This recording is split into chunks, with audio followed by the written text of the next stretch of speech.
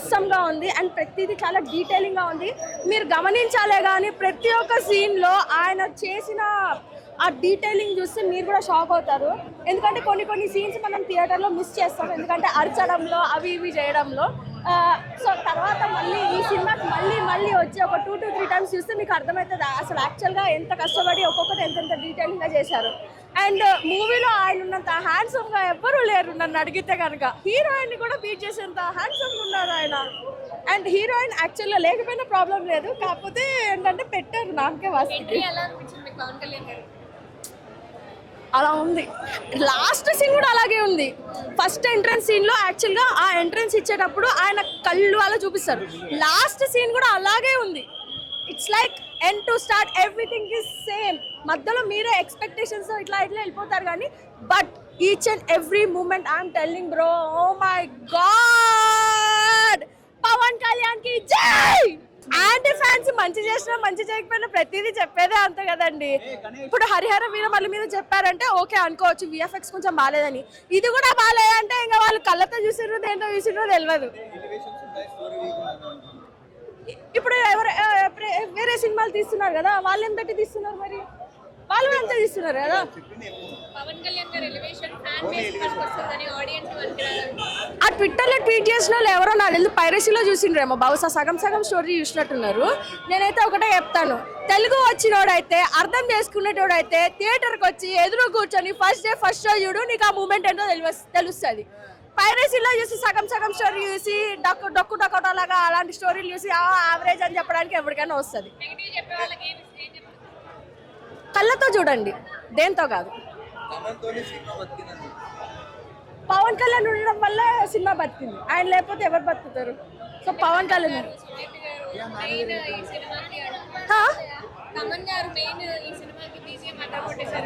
BGM బాగుంది. అంటే ఇప్పుడు హీరో లేకుంటే బీజిఎం పెట్టుకుని ఏం ప్రాబ్లం, అంటే ఏం వస్తుంది, ఏం రాదు. హీరో ఉండాలి కదా, ఫస్ట్ హీరో ఉంటేనే వస్తుంది. ఏదన్నా ఆపుతావా? ఇప్పుడు వేరే హీరోస్ చాలా బాగుంది. సూపర్ ఉంది, చాలా బాగుంది.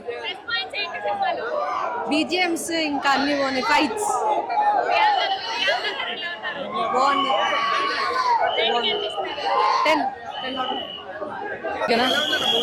10 మూవీ అయితే ఓజీ కోసం సినిమా కోసం చాలా అరిచి చెప్దాం అనుకున్నాను. బట్ సినిమా చూసిన తర్వాత కొంత చెప్తానని, ఎందుకంటే సినిమా వరకు చూసిన తర్వాత నాకేమనిపించింది అంటే, సుజిత్ ఒక ఫ్యాన్గా ఆయన ఎలా చూపించాలి, ఆయనకి ఎలివేట్ ఎలివేషన్లు కావాలి, ఆయన లుక్స్ అండి, ఆయన ఎనర్జీ అంటే మొత్తం బయటకు తెచ్చాడు. బట్ కథల పరంగా కొంచెం స్లో చేశాడని చెప్పుకోవచ్చు.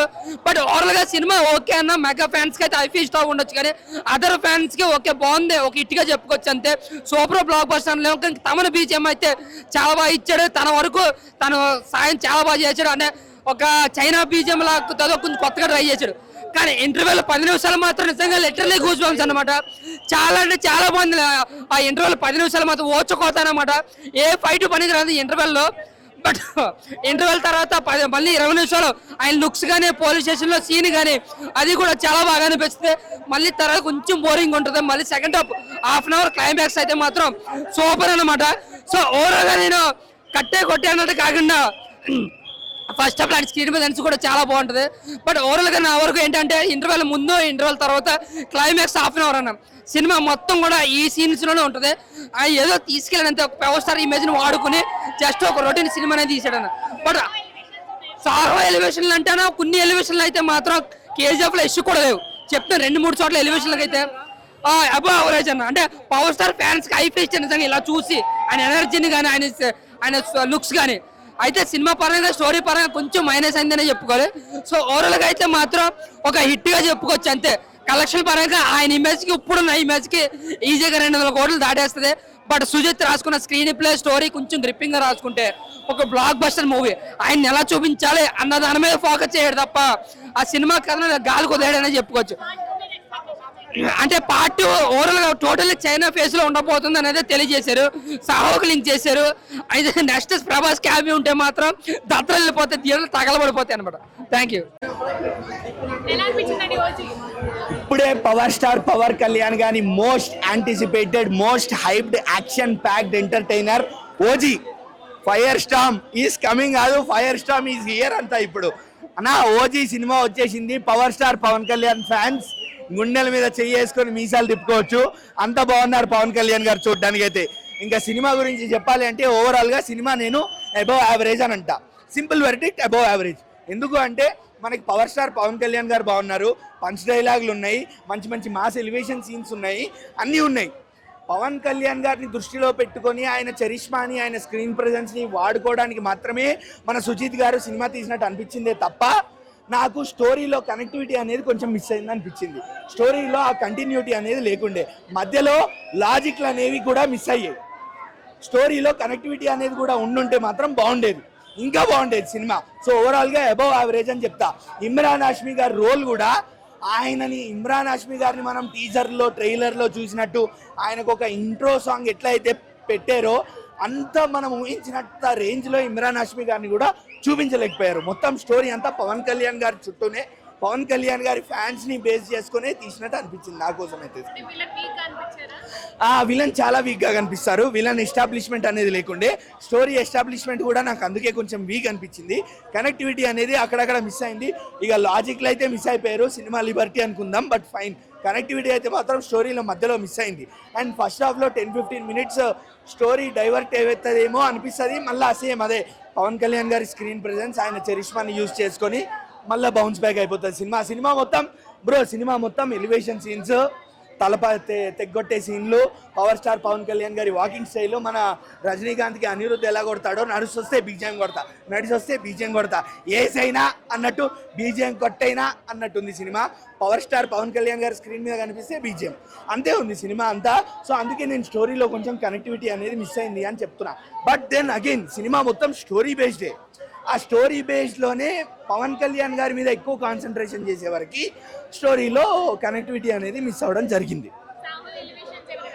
అసలు సాహో ఎలివేషన్స్ అయితే నాకు తెలిసి ఇప్పటి వరకు ఎవరు ఎక్స్పెక్ట్ చేసి ఉండరు. ఎందుకంటే ది మోస్ట్ సీక్రెట్ లాగా అది మెయింటైన్ చేయడం జరిగింది.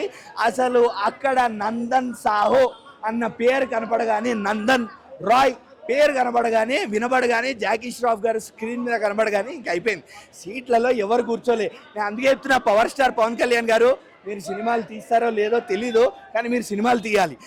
సినిమాలు కాదు, ఓజీ సినిమానే తీయాలి. ఓజీ పార్ట్ 2లో మీరు ఉండాలి. ప్రభాస్తో ఒక మల్టీ స్టారర్ పడాలి. సుజీత్ గారు ఈసారి ఇంకొంచెం స్టోరీ మీద బలంగా పెట్టి ఇంకొంచెం ఎలివేషన్ సీన్స్తో ప్లాన్ చేసి వస్తే ఇంకా ఎవరు ఆపలేరు, సినిమాని ఎవరు ఆపలేరు. ఒకసారి నేను క్లియర్గా ఎక్స్ప్లెయిన్ చేసేస్తాను. ఇక్కడతో నేను ఇంకెవరికి ఇంటర్వ్యూ ఇవ్వను.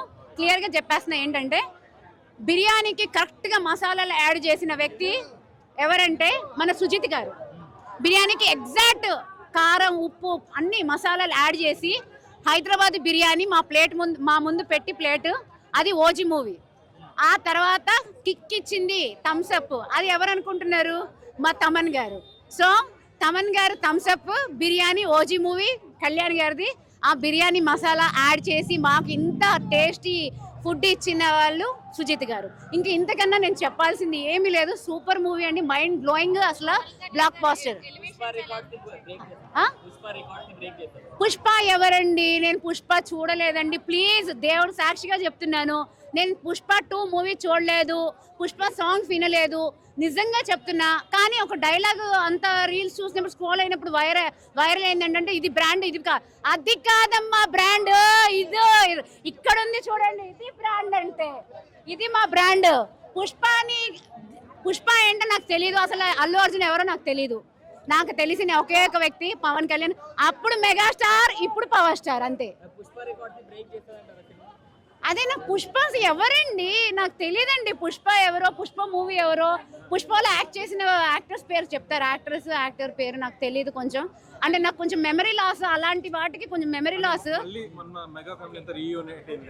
వాళ్ళు అయితే అయ్యారండి. మేము అదే చెప్తున్నాను కదా, మేము కళ్యాణ్ గారిని భక్తులు, అదే మేము భక్తులు, మేము ఇక్కడ పెట్టుకొని చూస్తున్నాము. ఆయనని బాధ పెట్టలేదు, మమ్మల్ని బాధ పెట్టారు వాళ్ళు. మా మెగా ఫ్యామిలీని బాధ పెట్టారు. ఎన్ని రీయూనియన్స్ జరిగినా, ఎందుకంటే ఒక ఇంట్లో శుభకార్యానికి వెళ్ళకపోయినా పర్లేదు, ఇలాంటి వాటికి వెళ్ళారు వాళ్ళు. ఆయన వెళ్ళారు కళ్యాణ్ గారు. ఎందుకంటే మా కళ్యాణ్ గారు అది కళ్యాణ్ బాబు అంటే ఆ తప్పు ఒకసారి చేస్తేయండి, 2 సార్లు చేస్తేయండి. తప్పు జరిగిపోయిన తర్వాత నాకు తప్పు కాదు అని ఎన్నిసార్లు చెప్పినా మేము యాక్సెప్ట్ చేయాలి కదా. నేనైతే యాక్సెప్ట్ చేయను. ఎవరైనా చేసుకుంటా అంటే చేసుకోండి, నాకు ప్రాబ్లం లేదు. ఈ నెగటివ్ అనేది చేసేది ఎవరు అంటున్నారు? ఎవరు నెగిటివ్ చేస్తారు? దేనికి? ఓజీకి నెగిటివా? అదే డిజాస్టర్ అవుతున్నా అన్న వాళ్ళు గుడ్డోళ్ళు, చౌడోళ్ళు, మూగోళ్ళు, అంతే కదా. చౌడోళ్ళు, మూగోళ్ళు, గుడ్డోళ్ళు. అంటే మూగోళ్ళు కాదు, నోరు ఉంది అనుకుంటా, వాళ్ళకి చెవులు వినిపించవు, కళ్ళు కనిపించవు అనుకుంటా. అందుకే బ్యాడ్ రివ్యూస్ ఇస్తున్నారు. ఒక్కసారి వెళ్ళి చూసారంటే మీకు అర్థమైపోతుంది. నేనైతే అదే చెప్తాను.